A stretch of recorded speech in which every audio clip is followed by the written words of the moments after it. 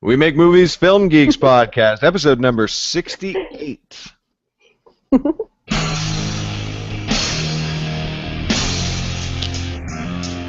Welcome to the We Make Movies podcast, making the world a better place, one film at a time. And now, here are your hosts, two aspiring filmmakers, or as they're otherwise known, waiters, Garrett and Chad. And Michelle. Hello, everyone, and welcome to the We Make Movies, Film Geeks podcast. Wow, that was a fast fade. We're all fucked up today. That's what she said. Yeah. Welcome to the We Make Movies, Film Geeks podcast. The podcast is all about how to get your movie made, how to get it seen by other people, and how to get it awesome. I'm your host, Garrett Robinson. With me, as always, faithful co-hosts Chad Kukahiko and Michelle Lucadou. Basically, my old to liver, apparently. Yeah, my old iPad, which had all of the intros and stuff loaded onto it, I can't use right now for various reasons. One, because it's out of battery, and two, it's not in my house. So I grabbed my F you. So I grabbed my new iPad, and the only intro that was on that was that old one from the dark ages before Michelle showed up. So I apologize. Well, yeah. Michelle was improperly introduced. How's it going, guys? How's your week been? Good. Woohoo. Good. Fabulous. It's like 2 weeks, though. It's been 2 weeks. Yeah, it's been 2 weeks. Yeah, because I was an asshole last week. Asshole. I was sitting ready to go last week, but it was also the asshole was actually Apple. Yeah. Or maybe it was Android. We don't know. But they weren't talking to each other, so I didn't get a text that he sent me via iMessage. Yeah, I sent it was a group text, and I was like, "Hey guys, so I'm out of town. I'm in Vegas, and I'm not going to get back in time. So let's skip the show this week." Da, da, da. And Michelle and I had this whole conversation going back and forth. Yeah, okay, that sounds good. So we'll do it. We'll just skip it, and we'll do a new show next week. And we're like, okay, good. And then I get a text from Chad at 4 p.m. Link? I'm like, oh shit. There's nothing worse than that. It's really Especially when you don't do it at your house, when you actually have to come into the office like I do. Right, exactly. My commute is 30 feet down the hallway. I had a cool thing happen yesterday, and then I swear we'll start the show. But I had a cool thing happen yesterday, which is that in preparation for the Christmas season, I made my print books available. You can get them like online, but autographed copies, so people can gift them to other people. Smart, right? Yeah. And I was like, I'll just toss this up there, and I made a complete library of all of my print books, which you can buy them, and it's like you get a discount and everything like that. I was like, yeah, just stick it up there. Boom! Somebody bought one. I was like, well, shit. Thank you, person, for wanting to spend that much money. That was a cool thing. Nice. Let's get into the show. So, community news. Nothing this Wednesday because it's the day before Thanksgiving, but the Writers' Workshop will be the next Wednesday, and it will be the last of the year. The last Writers' Workshop, but there is one more workshop the following year. It will be the last Writers' Workshop. Yeah, I am so confused because I swear I thought we've had like 2 last Writers' Workshops already. And I know that's just totally me being an idiot, but I thought that the last Writers' Workshop was the last one of the year, and then I thought the one before that. I'm clearly not paying any attention. But this Wednesday is really the actual last Writers' Workshop. No, the next Wednesday. This Wednesday. This workshop. Right, see? Clearly not paying attention. No, this workshop, which is happening next Wednesday. December 3rd. December 3rd is the last one. Yes. Yes. God, I'm just going to chug the rest of my coffee. Let's get into the general news items of the week. Chad, you are up first. This one's interesting. I'm sure you may or may not have heard this last week because it's actually from last weekend. Johnny Depp got really drunk announcing a documentary award at the Hollywood Film Awards last weekend. It's not generally the kind of stuff that I like to discuss because it's, like what's the point generally. But since I don't really see the harm in it, and I'll explain why in a moment, I think that there's something worth talking about. So, I mean, if you listen to to the audio, I was like, my girlfriend was listening to me. I was like, what? Why is he? I'm hearing Jack Sparrow coming from across the room. I mean, I swear to God, he sounded exactly like Jack Sparrow, just without the British accent. And then I thought he was just doing an impersonation, but he wasn't. I mean, that's him. That was him. Just, I guess that's him really drunk, which is, if you think about it from an acting standpoint, that's actually pretty smart. Brilliant. Yeah. Yeah, because Jack Sparrow is him drunk, which is great. Add the British. And I mean, you got to see the video too, because he's like just super shaky. He puts his feet like super wide. Anyway, I've never heard of the Hollywood Film Awards, so I'm sure they're probably kind of digging the attention now. And Depp's rep is really Depp's rep. Huh. Anyway, Depp's rep is really so sound. I don't think this is going to have much of an effect. So this is why. And I actually think he's probably going to get back on the wagon if he's already sick of seeing this video so many times. In a Rolling Stone article that was published last year, at the time he'd apparently been sober for a year and a half. I don't know if it was like an official full AA thing or what, but he had been sober for a year and a half. So I think he's probably gonna have at least another couple of years after this. But it's his life. I don't really judge that kind of stuff. And again, I don't think it's all that impeachable because he's Johnny Depp, and so there it is. Yeah, and it's not like he went running through the streets screaming racist things, or right. in terms of things to do when you're drunk in public. This is pretty tame. And He wasn't throwing any telephones at anybody or beating anybody up. You know what I mean? Come on. He still read the teleprompter. He couldn't understand every. Yeah, I'm watching the video right now. He's it's amazing. boy, he's having fun. Yeah. But he was generally nice. I mean, he was fine. It's just kind of funny. And the thing that he's Jack Sparrow. He sounds exactly like Jack Sparrow. Anyway, I've already said that.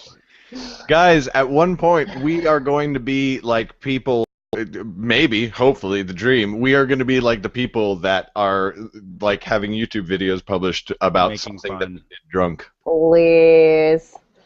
That's everything. That's fabulous. That's Friday. That's publicity. So I'm gonna move on to my next general news item. Please do. The Hunger Games is laying down the J Law. Nothing? Crickets. Okay. No, dude. It is. I thought I'd get at least a groan, or that was. Nothing is worse than a groan, meaning that a groan is better than nothing. I was groaning on the inside. Well, let it out next time. Let it go. The Mockingjay Part 1 is the biggest box office opener of the year so far. Still getting The Hobbit. But it's the biggest box office opener of the year with 123 million. And fun fact, this far into the year, that's incredible. Even through all the summer. Yeah. Wow, that's actually, if you think about it, that's pretty damn impressive. And that's the lowest opening weekend for this franchise so far. That's the lowest opening weekend of any film in the franchise. Wait, how do they know already? It's because they always know on Sunday mornings. They're like, it's predicted to, and they're always within like $500,000. Wow. I don't know. It's like, woo. Like, if they can statistically analyze that, why can't they statistically analyze if a film's gonna be good in the first place? Like, Jesus Christ. Maybe they do. But so like I said, lowest opening weekend for the franchise so far. Part of that discrepancy is that literally all IMAX screens in the country literally are contracted to Interstellar and will be until The Hobbit comes out. Oh my God, that's like, yeah. The Hunger Games can't get into IMAX because they're all reserved for Interstellar. That's incredible. How did they not think of that? I'm sure they did, and they were just like, well, what are we going to do? Not release the film? Yeah. They may have also been banking on Interstellar not doing as well as it is, and in particular at IMAXs. I mean, it's incredible how well it's doing in IMAX. Yeah, I really need to see it in IMAX. Oh God, I saw it in IMAX. Is it so good? And I saw Hunger Games 2 last night at the. Did he make it in 3D or is it just IMAX? I don't think it's 3D. I don't see movies that are 3D because I have a vision situation. Mm-hmm. But me too. Yeah, Oh, we don't talk I'm about that. farsighted. You guys should get 3D, 2D glasses. You seen those things? I'll just get my eyes surgically changed so that it's automatically 3D. No, no, they make glasses that literally they both are on the same polarization. So you can just go like if you're going to a 3D movie with your friends, you just put on the glasses and you watch it in 2D. Well, it would Oh. still probably have a similar issue. It's listen, we don't have to get into All right, fine. my optical issues on the show, but but it was it was so I mean 70 millimeter IMAX. Mhm. Oh, it was unbelievable. I mean, there was just a wall of image. Yeah. It was incredible. The other thing that they think may have happened on Hunger Games is that because this is a trend that they've seen for other films for other franchises that have done this, where the book is split into two movies, and the second to last movie people are less excited about, but on the last movie they everybody gets the DVD, they watch it, and then they all go to the theater to watch the final one, so that they Right. get it in one experience. It's also, I mean, the last book. If anybody's read I just reread it actually because Mhm. in preparation for Preparation. the movie, and it's so dark. I It mean, really it is. good. And it's also two very distinct phases. That book, Yeah. book is the No, number absolutely. one argument for splitting it into things. But that's my main topic, so I'll talk about that more a little bit later. As one Yeah. despite being their lowest opening, weekend, as one analyst elegantly put it, they'll still make gobs more money than if they'd made it into one film.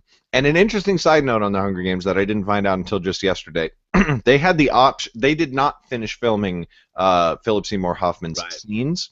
Right. Um, I heard about this. yeah, and somebody was like, let's finish off his scenes with CGI, and everybody was like, no, Hell no. fuck Uh, you, Hell no. to the no. Yeah, which I'm just like, wow, good job, you did it. Yeah. Something. Which I mean, it actually makes sense though, because in the book he's so the character is so much more flamboyant, and you never see. So I actually in the first one you could see because there's this character in the book that's like his main assistant, and Right. what they did brilliantly is brought back Effie. Yeah. Elizabeth? I can't remember Effie's Banks. last name. No, Elizabeth Banks. Elizabeth Banks plays this character who was, and so it's great because That is mahogany. she took a lot of lines that would have been his because he's so flamboyant in the book, and so it actually, I mean, God rest his soul, but they got a little bit lucky with the way that they had already initially. Obviously, they would have had no idea to know that he was going to pass, but anyway, I think it'll be fine actually. Yeah. I can't wait to see it. And like I said, I'll talk more about splitting books into multiple movies in my main topic. But Michelle, you have Yes. a thing. I actually do a pretty good Effie impression. I'll do it for you later after we go off the air. Didn't like my mahogany impression? That was fucking. I deserve it. Well, no, I actually had some lengthy callbacks for a film that was a spoof of the Hunger Games. Oh. It was called The Starving Games, and I spent many, many hours studying Elizabeth Banks. So, yeah, I'm a dork. So, okay, speaking of Interstellar, okay, here's my thing about 3D movies, just a little sidebar, is I want to pick what I focus on in the film, and I'm always focusing on something other than what's the main thing going on, and then it drives me crazy because I'm trying to focus on something in the background, and I can't actually focus on something in the background because there's 3D shit in my face. It drives me crazy. But that's just Anyway. a matter of focus, isn't it? If the focus is pulled to a Yes. thing in the middle ground and you can't say, whatever. But that is I weird should about decide 3D. as a film goer what I focus on the screen, though. You know what I mean? I don't want somebody telling me that that this person that's talking, that's sticking out, I should be focusing on. I want to be able to see what I want to see. Yeah, sure. I mean, I mean- that makes sense. You should be able to focus on whatever you want to. That totally makes sense. It's My an opinion. issue I have. So speaking of Interstellar, so Paramount Pictures and Google, have you heard about this? They're taking submissions for a video time capsule short film documentary that's inspired by Interstellar. So Google and Paramount are asking fans of the film to send in videos of their memories and highlights of their life on Earth to help preserve the past. And then David Brody and Angus Wall are going to turn all of the fan film submissions into a short film documentary, and Nolan's going to curate it. So it just seems a little ridiculous. No, they're just making a short film. Like, it's genius marketing because it's like nothing, but like it's everything. It's kind of awesome. And why are you calling it a time capsule if you're not sending it anywhere? That's kind of. I don't know. I mean, maybe they are sending it somewhere. I have to go make a film about my memories of Earth for the contest. By the way, if you're listening on the audio feed and you're not watching YouTube, you just missed a fantastic joke. Fantastic. Really? That's super cool. No, you didn't. I'm knocking it out of the park with the jokes today. You guys don't laugh, but I know that the audience is there on the other end of their iPhone earbuds. I'm killing them right now. Yeah. Might actually be killing them. People might be having difficulty carrying on with their lives. Right. So I'm gonna go ahead and jump into my next thing. Yeah, go ahead. That was awesome. I just want to say the idea is super cool, and we should totally make movies for it. All of us. No. What? It seems like a waste if they're not shooting it up into space, to be honest with you. Like, I don't know. What is the point if you're not launching it into space? That is the life philosophy we should apply to more things. You want to go grab a hot dog? What is the point if you're not shooting a hot dog into space? Oh, yeah. So anyway, that's... Well, there's a dirty joke in there somewhere. Dirty joke and everything. When you're Michelle. All right, so you probably already heard of this. You may or may not have already heard of this. It's a short video of a small boy who, according to the video, is apparently saving an even smaller girl from gunfire in what appears to be a Middle Eastern city. And it went viral like over the past couple weeks. And in the video, as the boy is apparently like making his way across the street amidst heavy gunfire, he actually plays possum for a little bit. He like lays down and pretends like he's totally dead. Then after a pause, he gets back up, runs over to what appears to be his completely demolished car to grab the hand of a little girl who just appears. You didn't see her before. And then the two of them run back across the street and out of view as gunfire continues to explode around them. The video is titled Syria! Syrian hero boy rescue girl in shootout with the sick whatever on that. Anyway, it was posted on November 10th. And as of, you know what, I haven't looked since I initially wrote this, but as of the time that I initially wrote this, it was at 4 million views. I'll check it out later. But this is the thing. That video is actually a hoax.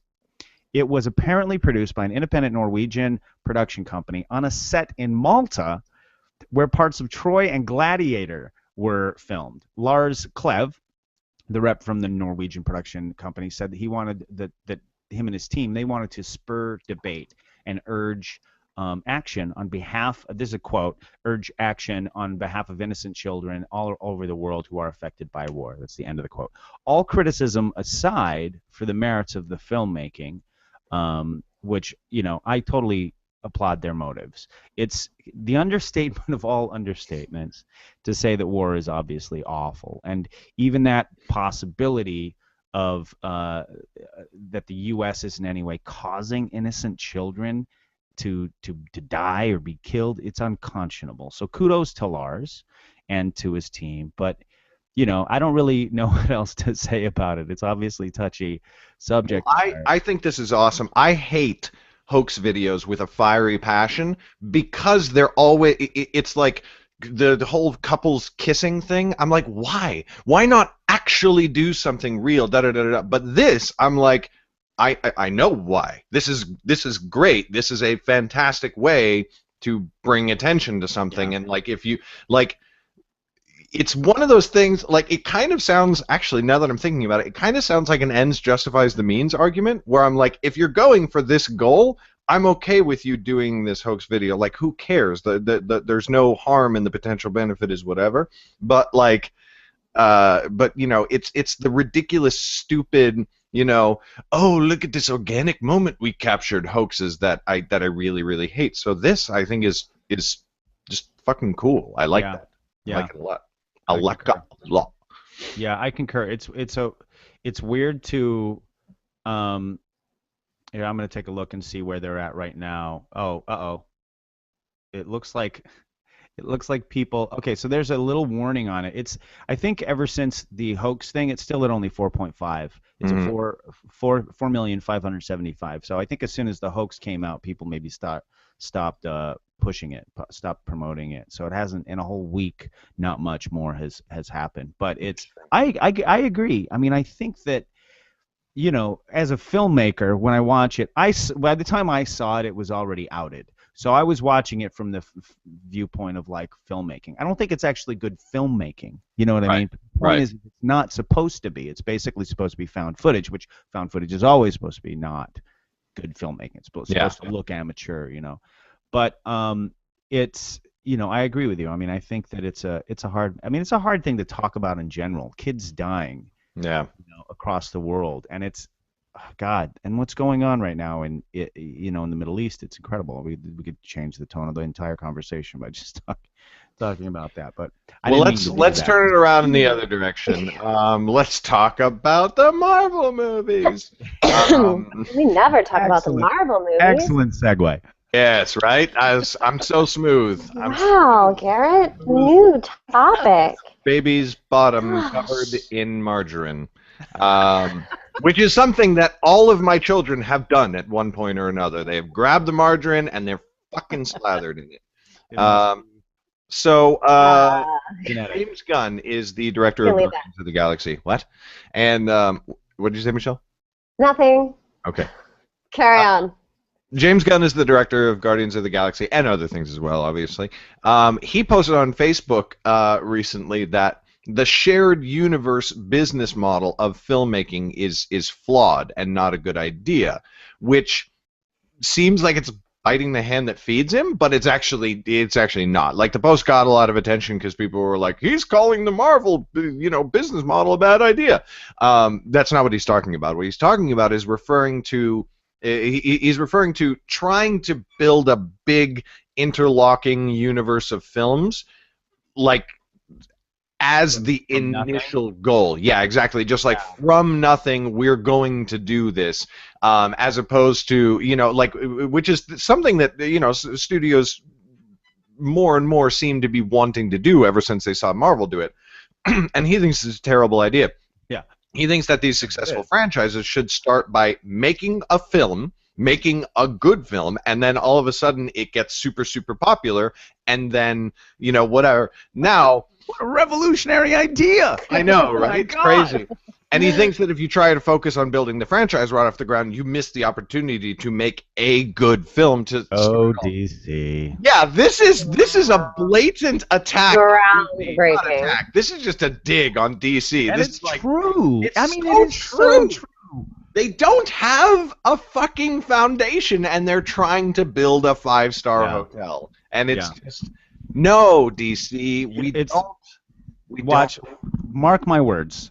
This next movie's going to come out, and maybe they'll squeeze another picture out if they've already started production on it. But the rest of that bullshit that they've been that they talked about, that they released at Comic-Con, like I said when you initially told us about it, Yeah. will go away. And that's been my opinion ever since then. And that's exactly what James Gunn is talking about. It's so funny that he won't just come out and say, "Hey DC, you suck. You suck and we're kicking your ass." Yeah. I mean, it's brilliant what they've done in the Marvel, and whatever. I know that the hardcore filmmakers will be like, "Oh, those movies are awful," blah blah blah. Whatever. That's not the point. The point is that this is a transmedia property. This is a property that exists, and they basically reinvented the way that you release this kind of stuff. Yeah. And and I think that even the Spider-Man stuff, to some degree, Ugh. benefiting, but it's still benefiting from what this guy. I mean, what's his name? Feige. Feige, That Kevin guy. Feige. Yeah. Freaking genius. Yeah. The thing that this guy has put together. It's gonna be a sad, sad day because, we just won't, one way or another, we won't have him forever. Or You're he might not be brilliant forever, and that's just going to be such a sad day. But I I'm get bored and want to riding move on to the other fucking- things. Sorry? Yeah, We're going to exactly. get bored, yeah. Yeah, but I'm Speaking of riding the getting wave while bored, it lasts. Yes. my turn. So, if you've been looking to get, We're not talking about me anymore. I mean, come on, Marvel, DC, please. I have real shit to talk about. So, FYI, the name of the show is Film Geeks. So when we film geek out, that is why. right? Not superhero geeks. Yeah. So if you're a filmmaker and you're looking to get your video production and get to a bigger level and like get some more gear, there's actually a contest going on that I found. It's on No Film School. And they've teamed up with this royalty-free music site called Premium Beat. And it's called the Filmmaker's Dream Giveaway. And they've got like $5,000 worth of gear and a bunch of free music. And all you have to do is go to nofilmschool.com and like click on it to enter. And then they're doing a drawing on December 5th. So click. Something for nothing. I'm doing that right now. Bam. Kidding me? See? So easy. You get a Panasonic GH4, a whole bunch of lenses, audio setup, Studio 3 light kit. Yep. I don't And you see don't have that. to like do things. Cool. I'm down. The damn contest. Easy Damn pants, you. just scroll down. Simmer down, scroll All right, I'll find down. it. We should How about that? we should put that link in the description as well. Yes. Yeah. All right, I'll find it. Okay. Cool. Oh, Chad, I love your. What's really fun about your main topic is one of my fabulous friends is on this show. Oh, great. Great. Titus Burgess, who played Sebastian in The Little Mermaid with Let me. me talk so that Broadway. other people will know what the hell you're talking about. Yeah. So here we are in our main topics. Netflix snagged Tina Fey's new show, Unbreakable Kimmy Schmidt, from NBC this week. They announced it about the same time that they announced that they're buying a fourth season. Not about the same time, in the same release, actually. So they announced it along with an announcement that they are buying the fourth season of Longmire from A&E. Yay. Netflix doesn't actually own a ton of shows. I mean, especially when you compare them to the cable companies and the networks. I mean, anyway, I've talked about it when the Emmys, when we did the Emmys. It's like the number of shows, like the percentage of the shows that were acclaimed, that got nominations at Netflix was like unbelievable. But the point is they only had like 3 shows at the time. So, but when they do anyway, so they buy very few shows. But when they do buy shows, they actually lately have been buying 2 seasons at a time, and that was, I think, what kind of put this one through the hoop. Tina Fey's 30 Rock, which was constantly critically acclaimed. I mean, critics loved it. It did really well at the Emmys always. But the actual ratings, the actual Nielsen ratings that it got basically throughout were low enough to keep it constantly in fear from cancellation. So it was, it was especially given this current TV climate. It was kind of, when Netflix made that 2-season offer, made it kind of inevitable. There was no way that NBC was going to take it instead.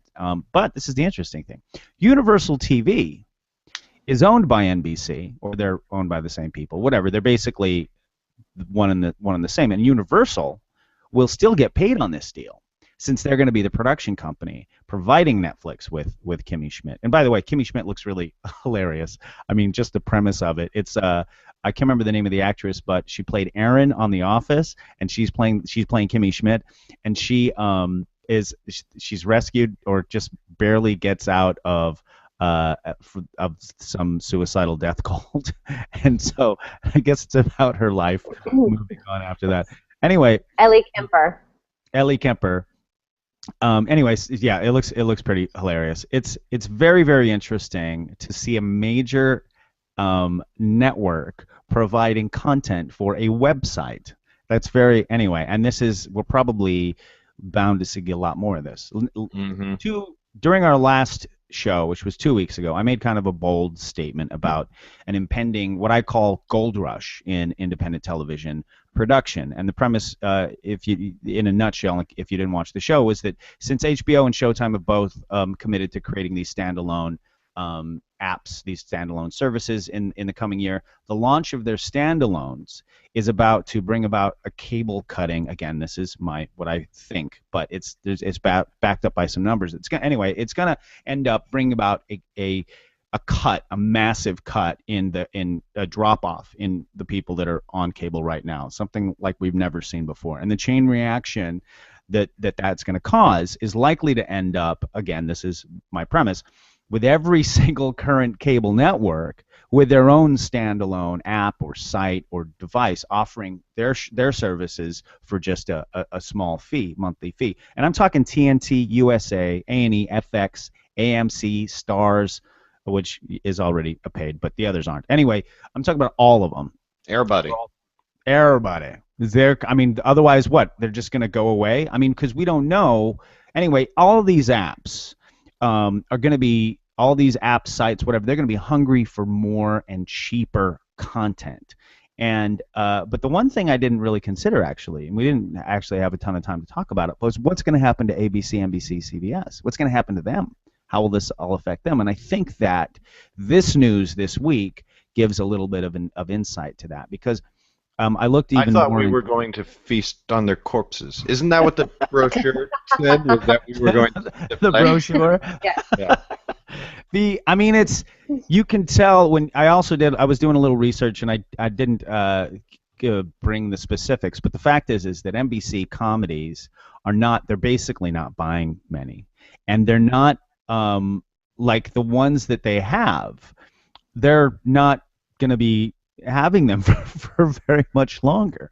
And so they're getting, it seems like NBC has decided that they're kind of, getting rid of their distribution comments so that they're going to be ready to face whatever's on the horizon.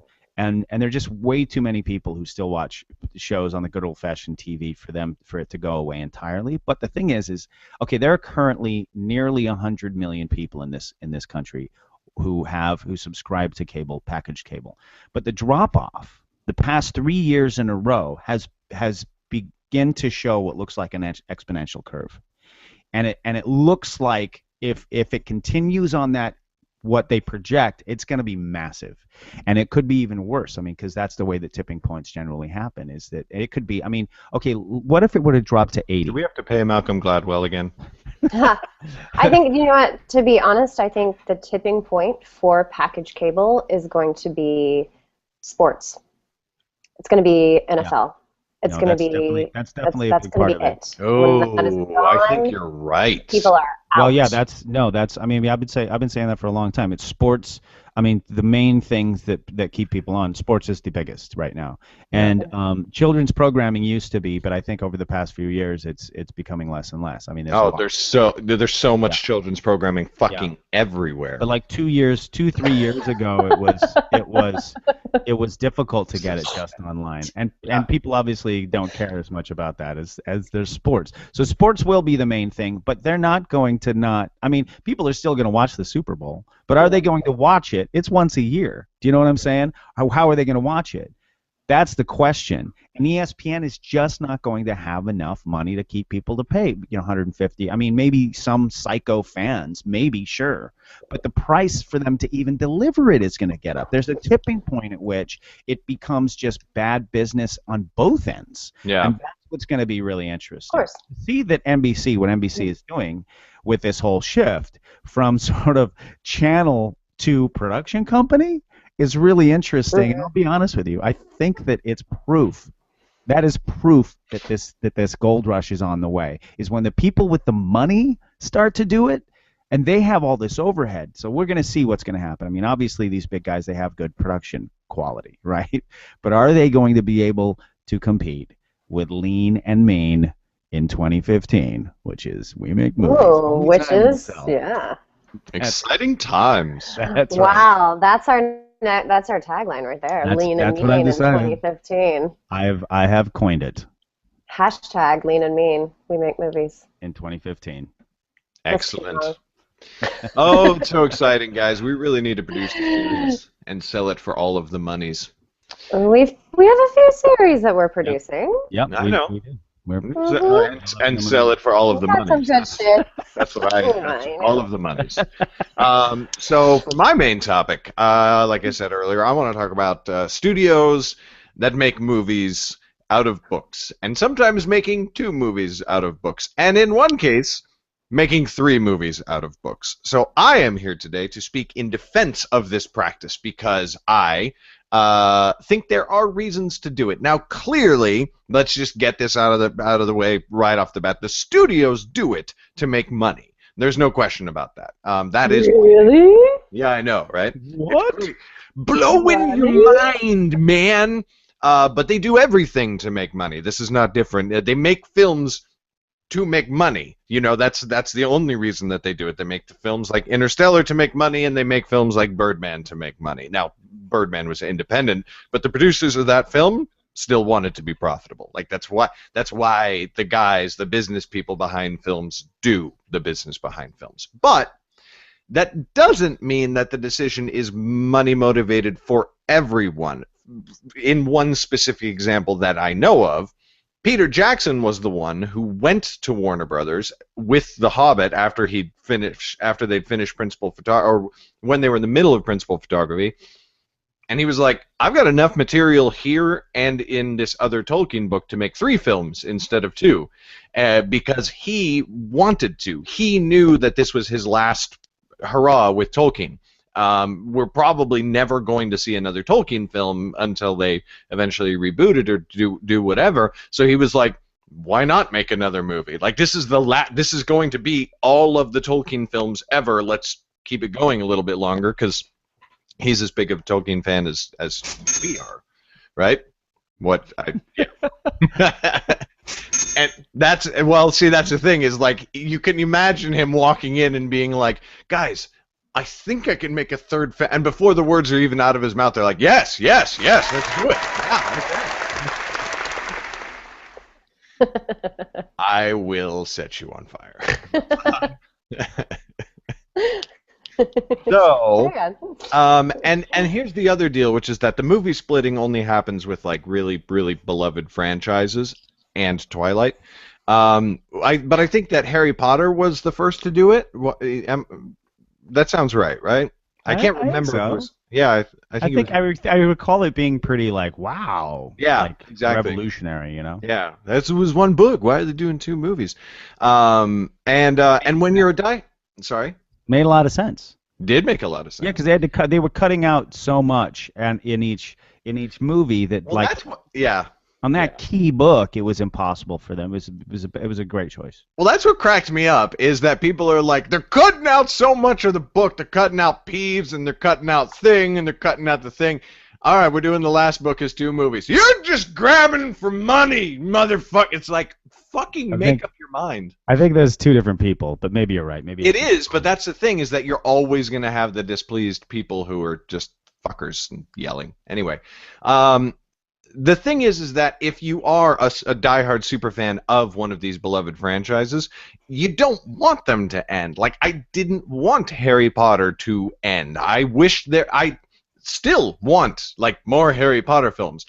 I do not want Beautiful Creatures or whatever the fuck this new guide to the care of magical creatures or whatever this new fucking so like god damn it. No.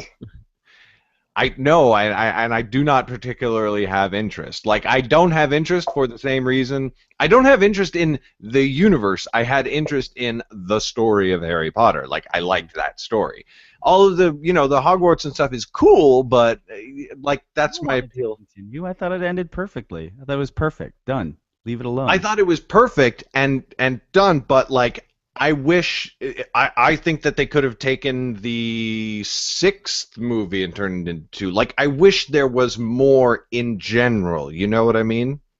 I think maybe if his kids maybe got into a story, you know what I mean? Like, something like that. But I think that his story was like, I thought it was kind of perfect. It was, Yeah, it's like, obviously... I don't want to get you off point, though. I don't want to get you off topic. Yeah, I mean, there's obviously too much of a good thing, but, like, I don't... there's certain things that I don't want them to end. I want more. I want more.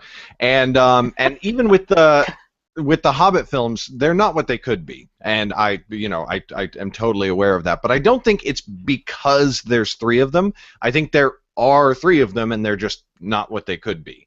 And it's not like the fact that they split it into 3 movies. Like I can think of ways that I would have loved to see them split it into 3 movies, which isn't what they did. And I mean that just is what it is. But Could it's have been like just one, it. and maybe I would have seen it. It could have been. It would have been shitty as one. It really would have been shitty as one because Well, you so wouldn't have been many able to things. do all What? this other insane crap that they're touching on. But I mean, I read the damn book. I read The Hobbit. It could be one movie if he just told the movie of The Hobbit. Right, except that there's so many things in the book that work as a kid's book, and as an adult, you're just like, what the fuck? Like, what's happening? And that's what what he's attempting to do. Whether that's the right decision or not, it's like I mean, it is what it is. Well, are they recouping? Of course. Are they making a lot of money? Yes. Then it's the right decision. Well, it's the right decision from that standpoint, but I'm defending it from an artistic standpoint. I do like, more, like, give me 2 Avengers. Like, I'm totally cool with the Avengers and the Avengers 3 being split into 2 films, and they're doing it back to back, like year 1, year Wait, 2. Avengers 3 is being split into 2 films? Yeah, the Infinity I War did not Part know 1 and that. Part 2. Yeah. Oh, I did not know that. I just Yeah. wonder about like the patience of your average viewer, because I specifically want to see a film and have it be a package. I want it to have a start and a finish. I bet want you to do. leave. I want to leave satisfied. Yep.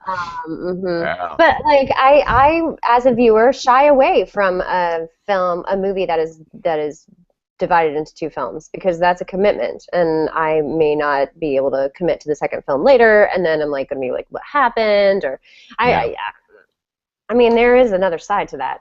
Well, for sure, but the thing is that, like, I mean, to be, like, perfectly frank, and this is not, like, slamming you, it's like, the studios aren't making the Hobbit films for you, they're making them for me. You get what I Yeah, mean? right, Like, right. they're making it for the diehard fans, and for us, we're And like, I saw the Desolation of Smog. Yeah, it was yeah, great. yeah, totally. Yeah, And we, good. like, the diehard fans are like, yes, put more of it in our face, like she said.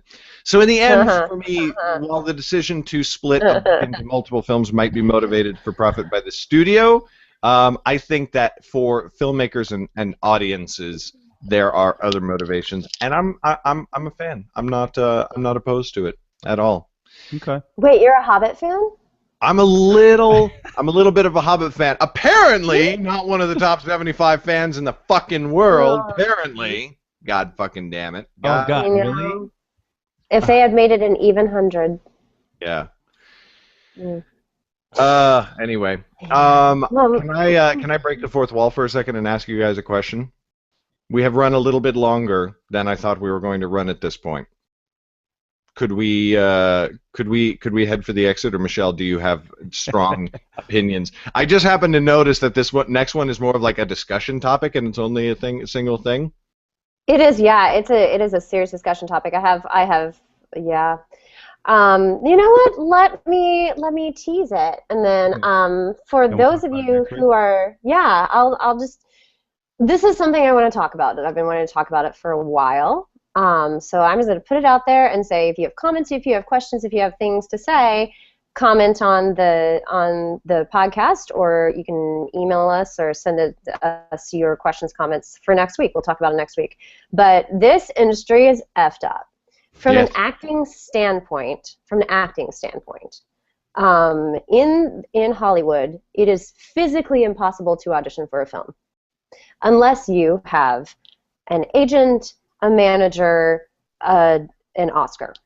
And it is ridiculously hard to find an agent and or a manager in this town. I mean, literally, like when you're an actor on film, I mean, in theater, the Actors Equity Association has a required audition for every show where they are required to see people. And first come, first serve. There are 125 slots, but they are required to see people who are in the union. SAG does nothing like that. There is no required people have to see people. You have to know people and like spend hours and hours and hours. So anyway, I just say this. It's a I really want to good- know how can we fix this? I mean, I am lucky. I have an amazing agent. Thank you, Daniel Hoff. And I'm, speaking with some great managers, but it's fucked up. So how can we fix it? Well, let's. This is We'll my talk about actual. it I next have week. some opinions of this topic that I think will.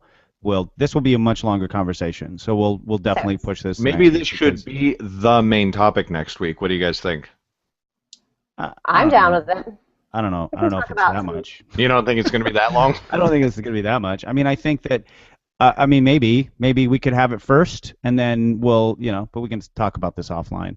Anyway, regardless, check in next week. This will be a very hearty conversation, that's for sure, because I have Yep. a variety of opinions. I was an actor myself for probably 20 years, and I see both sides of it now, and I think that it's really interesting, and it is tough, but I think it's probably tougher now than it's ever been, just because the industry is going through some weird stuff. But we'll hash it out next week. Yeah.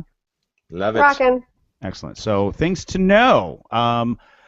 Come to the workshop this on December 3rd, because we are publicly announcing the big change that is coming to We Make Movies starting So next year. It's really big. So I wish we could talk about it here, but we cannot until after December 3rd. So come to the workshop December 3rd. Trust. We're becoming a nudist commune, guys. No. Oppa! My thing to know is Wow. just another cool little thing that happened this week. I hit 1,000 subscribers on my main on my personal YouTube channel yesterday. Nice. Yay! First 1,000. Thank you, guys. It's the Garrett Robinson on YouTube if you want to check it out. Michelle. Amazing. I have one thing to say, to check out. I don't know, for those of you who don't know, I am heading up the dance department at Relativity University. Relativity is amazing. It is the first accredited university that's funded by a major film studio. They've got cinematography, screenwriting, and commercial dance majors. It's a one-stop shop for making shit for Relativity. It's amazing. So anyway, I have the privilege of working there, and my students just made this music video that is going for the new film Beyond the Lights. It's called Shattered Beyond the Lights. So if you want to go to YouTube and search Shattered Beyond the Lights, you can see the really ridiculously talented kids that I teach every day. So Nice. I say kids, they're like 18, 19, 20, so not really. But Still Yeah, teenagers. kids. They're still children. children. Little Yeah. children. Awesome. Super cool, guys. All right, thank you for being accommodating for my particular needs today. Always, Aren't we baby. always? And with that, I will call an end to this episode of the We Make Movies Film Geeks podcast. Thank you for the couple of people who tuned in and watched us live. Next week, leave a comment. Quick reminder, a rating on iTunes is always super helpful, and we love you for it. I'm Garrett Robinson. You can find me at garrettbrobinson.com. Chad is at superfreako.com, and Michelle is on Twitter at mlucadoo. We'll see you next week, everybody. Goodbye.